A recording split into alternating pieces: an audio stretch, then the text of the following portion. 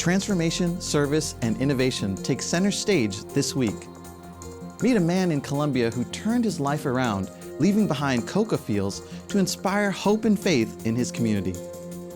In Florida, students with disabilities are finding purpose and opportunity through a unique hospital partnership. And around the world, people are responding to crises, advancing healthcare, and sharing messages of hope in creative ways. Don't miss these inspiring stories coming up next on ANN.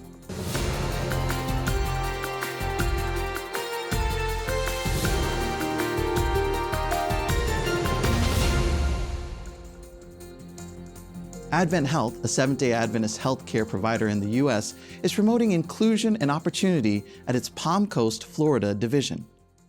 In partnership with Project Search and Flagler Schools, the organization offers students with disabilities valuable real-world work experiences. For the first time, 7 interns are thriving in various hospital departments, making essential contributions to the hospital's daily operations.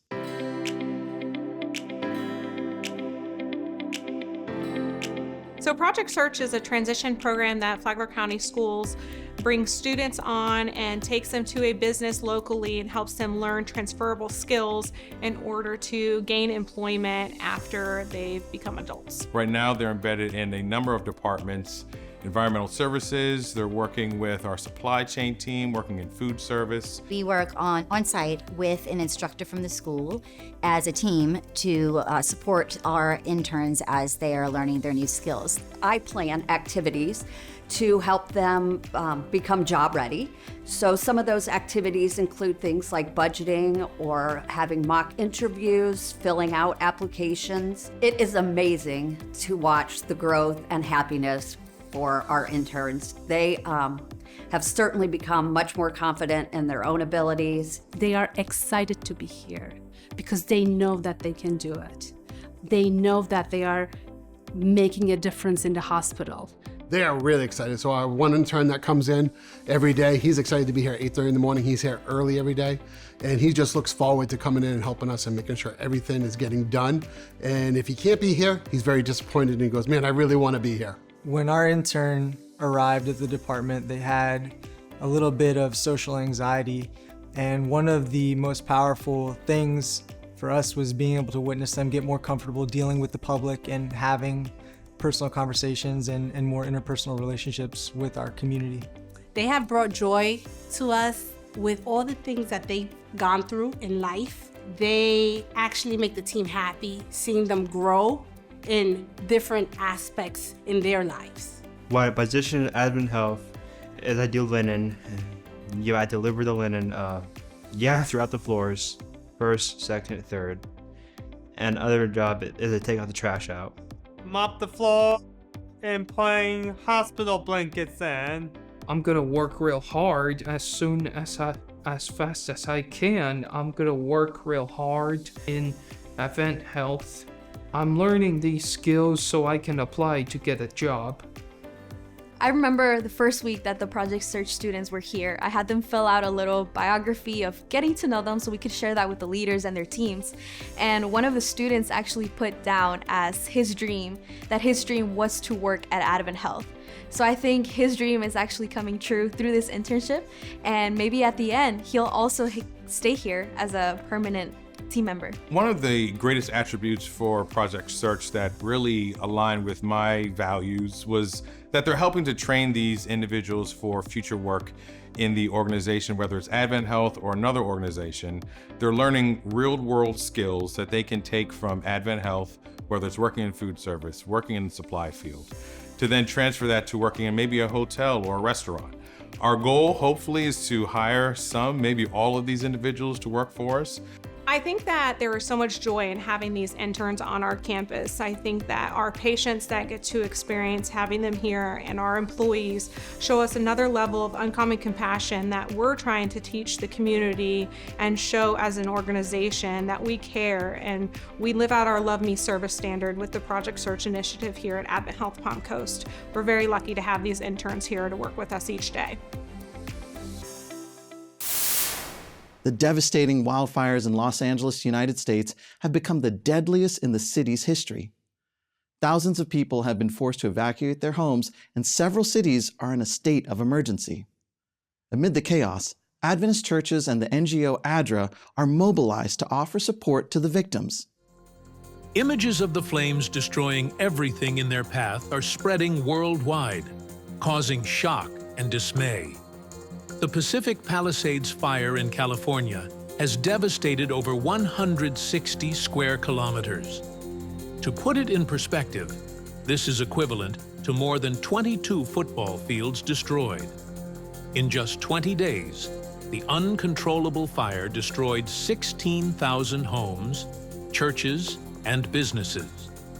Hundreds of thousands were forced to evacuate, and dozens have lost their lives. Fueled by strong winds, the fire still maintains an alert for new fires. Adventist churches like White Memorial and Valley Crossroads have opened their doors, serving more than 500 meals in a single day and offering support with food, blankets, and medicines. It started with one person dropping off donations from an organization called Amigo, and then they asked me for my phone number, and then I just started receiving phone numbers and phone calls and after phone calls from different organizations. And the most amazing part was a young kid, a 22-year-old, called me if I needed any donations. So he said, what did I need? And I said, well, what can you give me?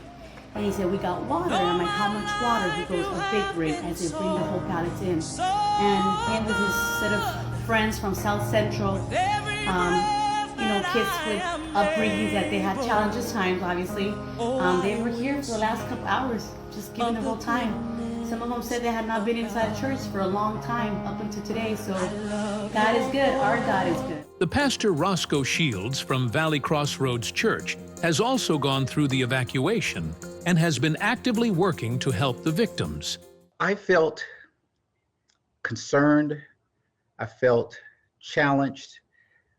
I felt an urgency. At the same time, we're new to the area, so we're not accustomed to wildfires. We're not accustomed to those type of disasters. However, I did feel like I was prepared.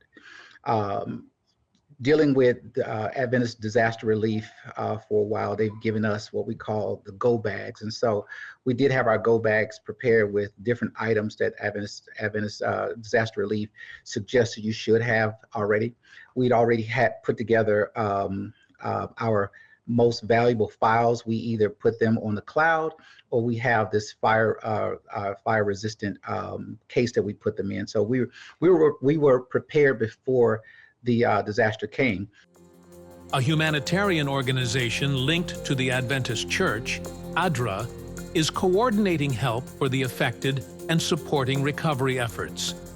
Churches have been transformed into emergency shelters, and gift cards are being distributed to ensure people can acquire essential items. Amid the destruction, solidarity and love for one another stand out. Even gang members have set aside their differences to help meet physical needs and offer emotional support to the victims. In times of ease, it's easy for us to have division because we look at things that are different. When time of trauma or time of disaster comes, we look for the extended hand. And being a worldwide church, I believe that helps us to really clear those lines of demarcation, clear those lines of division. One of the most telling things that I saw were gang members in LA. Of course, we have gang members who were not thinking about territory. They were not thinking about guns. They were not thinking about violence, but they were coming together side by side and helping us help the community. Despite the ongoing danger, recovery efforts continue, with Adventist churches receiving donations and the local community mobilized to help those affected. The president of the General Conference of the Seventh-day Adventist Church, Pastor Ted Wilson, appealed for prayers and donations, reminding everyone that, as prophesied, these disasters call us to immediate action, to help with love and efficiency, especially those most in need. To help, visit Adventist Giving or adra.org. Make a donation now and make a difference in the lives of those who need it most. Profiles is an A&N podcast that highlights inspiring stories of God's faithfulness in the lives of Seventh-day Adventist Church leaders. In this week's episode, Lisa Beardsley Hardy, Director of Education for the Seventh-day Adventist Church headquarters in Maryland, shares her journey in global Adventist education and contributions to the development of medical schools. Here's a highlight from this interview. I was interested in education, and the door to ministry was closed. And they would accept me at Loma Linda, provided I took some prerequisites, biochemistry, microbiology, anatomy and physiology, and sociology. So I you did go on those. to get your master's in public health. So I can teach. I thought, okay, I'll do that. And I went back to Finland, and I taught in our seminary for 3 years and did health evangelism. I thought, if I can't do church work, can't do evangelism, I can do this kind of evangelism. Okay. But I still had an eye on doing a doctorate. But I had in my mind still what my father said, okay, you do the bachelor's. Okay, got that done. Okay, now I've got the master's and then the PhD. And I applied to a number of places, and one of those was to the University of Hawaii, where my half of my family's from. I'd spent about 10 years in Finland on and off with my mother's side of the family. So I moved there and did the PhD and stayed on after that to work at the University of Hawaii. So yes, I got the PhD. You're like, I did. Check. So what was your PhD in? Educational psychology. Okay. My father wanted me still at this point to go into practice with him. He had a private practice by this point, but still he's working with psychiatric patients for the most part. Not something you really were wanting to do. I had grown up with that my whole life, and I saw that dark underbelly. Educational psychology deals with normal psychology, with learning, how to facilitate learning, and not when everything goes wrong emotionally. And to me, it really is fascinating to understand, how do people learn? And much of the work I've done is how to measure that learning has taken place. And the Lord led that I would be working with the medical school there. I started evaluating how do physicians become competent, and how do you know that a physician is competent? How do you know that they have the clinical skills and the clinical reasoning? I was hired by the medical school to develop assessments of clinical competence, which laid the way for what I'm doing now. But here you are today, still helping lead the higher education, because that's what we do here at the GC, the higher education of Seventh-day Adventism. And you've done a phenomenal job with it. It's been a privilege. One of the things I'm really pleased about are the medical schools that we've been able to start. And that's why I think the Lord led me through all those experiences. Was so that you would be here at this time, because Right. you're the man for the job. I'm John the man for the Fowler job, said. yes. To watch the full video and more, visit the official Seventh-day Adventist YouTube channel. Is it possible to connect faith and outdoor sports? Zach Leclerc, a nursing student at Southern Adventist University in the United States, explores this idea in his 17-minute film, Walls of Faith. Leclerc discovered his passion for rock climbing after enrolling at the university in Chattanooga, Tennessee. Through climbing, he found a profound parallel between the trust required in climbing gear and the faith needed to rely on God. Despite his fear of heights, the experience not only improved his climbing skills, but also deepened his spiritual relationship. Yes! Let's go!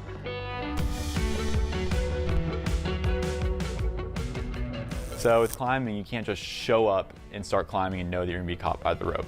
You have to build a relationship with it to build this trust and this faith that you will be caught. And the same applies with a relationship with God. You can't just one day be like, I trust him and I'm just gonna go and know that he's got my back and know that he's there for me. And you know, we have to, in a controlled environment, we have to make a controlled environment to be able to experience him and get to know him and build a relationship with him so we can trust him. And it's the same with climbing. We have to build our own relationship with the gear.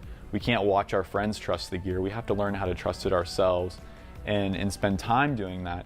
So then when we get into a situation where we want to push our physical abilities and see how far we can go and go as high as we can, we have to have that faith and that trust in the gear to be able to make it and to be able to climb hard. In collaboration with filmmaker Calvin Serban, Leclerc shared his journey in Walls of Faith, a film that highlights how outdoor adventures can bring people closer to God. It also reflects on the personal faith essential in both climbing and Christianity. You know, when you're climbing, ultimately we have to have this reassurance just always in the back of our head is I have this awesome, beautiful catch awaiting me. And with that confidence, we can really push ourselves. And it's just like in our lives, if we know that we have a support group behind us that's just waiting there to catch us if we fall, and we have a God, that we have a relationship that we know is there just to catch us when we fall, it gives us confidence, and it gives us hope, and it gives us inspiration and motivation to push ourselves and to step out and almost make these leaps of faith in our life. Submitted to the Connect with the Creator Festival and later the Lookout Wild Film Festival in Chattanooga, the film was one of 60 selected from 300 entries. During a question and answers panel at the event, Leclerc and Serban discussed their inspiration and faith-driven message. Audience members responded enthusiastically, praising the film's spiritual depth and engaging the creators in conversations about their beliefs. A plane crash in South Korea killed 179 people, among them Adventists. The Adventist community remained united in mourning and supporting the families of the victims. On the afternoon of December 29th, 2024, South Korea was marked by a tragedy. Jeju Air Flight 7C-2216, traveling from Bangkok, Thailand, tragically crashed while approaching Muan International Airport, killing 179 people. Among the deceased were members of the Seventh-day Adventist Church and individuals connected to local Adventist institutions, such as Samyuk Adventist School, which sparked an outpouring of grief and a strong demonstration of solidarity throughout the region. Immediately following the crash, ADRA Korea, along with Adventist churches and Pathfinder clubs, mobilized over 80 volunteers to provide support to the grieving families, first responders, and the affected community. The assistance was offered in the form of food, essential items, and emotional support, while church leaders, such as the president of the Korean Union Conference, expressed solidarity and called for prayers for the victims and their loved ones. In addition to the immediate response, several memorial initiatives were organized. Samyuk Foods, which also had victims in the tragic crash, put up a tribute banner and held a memorial ceremony. Honam Samyuk High School prepared a remembrance space and also organized counseling sessions to help students and teachers cope with the grief. In a time of deep sorrow, the Seventh-day Adventist Church united globally in prayer, asking for comfort for the affected families and strength for all those involved in recovery efforts. The Seventh-day Adventist Church in Chile organized Celebratine, a series of gatherings for teenagers to express gratitude to God for the year of missionary work in local communities. 11 Celebratine events engaged 2,660 teenagers from 7 localities across the nation. Each year, the Adventist Church's teen ministry in Chile launches the Generation Teen Route, which challenges young people to engage in mission activities designed to strengthen their discipleship and foster a deeper Adventist missionary identity. Celebrating marks the culmination of the missionary challenges for teens in 2024. Service was a key feature of every event. Across Chile, from north to south, teens made a tangible impact in their communities by distributing missionary literature, providing toiletries, and beautifying public spaces. In the commune of Molina, located in central Chile, Mayor Felipe Mendez expressed his appreciation for the teens' service initiatives, which included visits to nursing homes, hospitals, and food deliveries. In every city where Celebratine was held, the fruits of the Generation Teen missionary efforts throughout the year were evident. Under the motto, Friends for Eternity, 18 teens were led to the feet of Christ through baptism, marking the powerful spiritual impact of the year-long mission. The Good Hope Adventist Clinic in Peru and Penfigo Adventist Hospital in Brazil have achieved historic milestones in healthcare. As part of the Adventist Medical Network, these institutions are furthering their mission of serve, heal, and save, while making significant contributions to the medical field in their communities. The Good Hope Adventist Clinic achieved a groundbreaking milestone by performing South America's first ever leadless pacemaker implantation in a 9-year-old girl.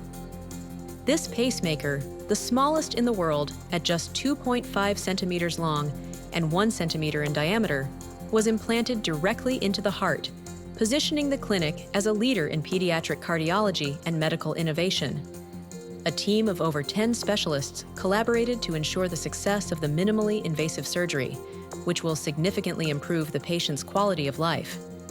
Meanwhile, Pen Figo Adventist Hospital in Campo Grande, Brazil, performed its first ever corneal transplant, marking a major step in reducing the long waiting lists for corneal transplants in Mato Grosso do Sul state.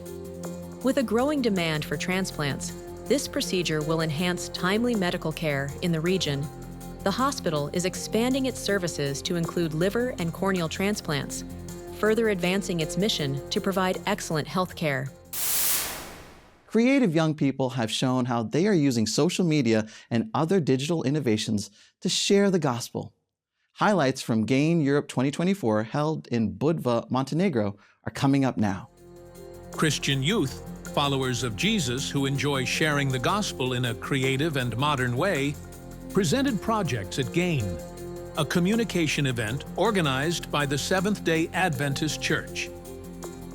These young people innovated with practical ideas ranging from short videos and podcasts to augmented reality books, reaching thousands of people globally. Take a look.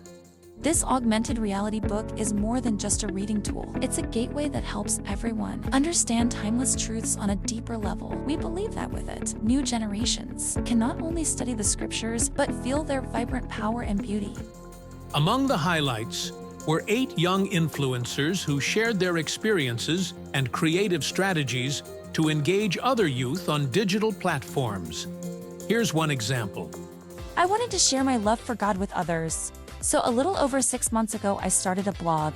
It's still in its early stages, but look at what's happening. One of my videos has over 25,000 views. About 4% of viewers watched it till the end. That may not sound like much, but that's about 1,000 people. 1,000 people heard the 3 angels' message and learned about Jesus' work in heaven. How many years would it take me to reach this many people personally? At my old pace, over 8,000 years? And think about this. The total viewing time for that video was almost 40 hours, over 3 full days. 3 days and nights I shared about God, and people listened right through their smartphones. Isn't that a miracle?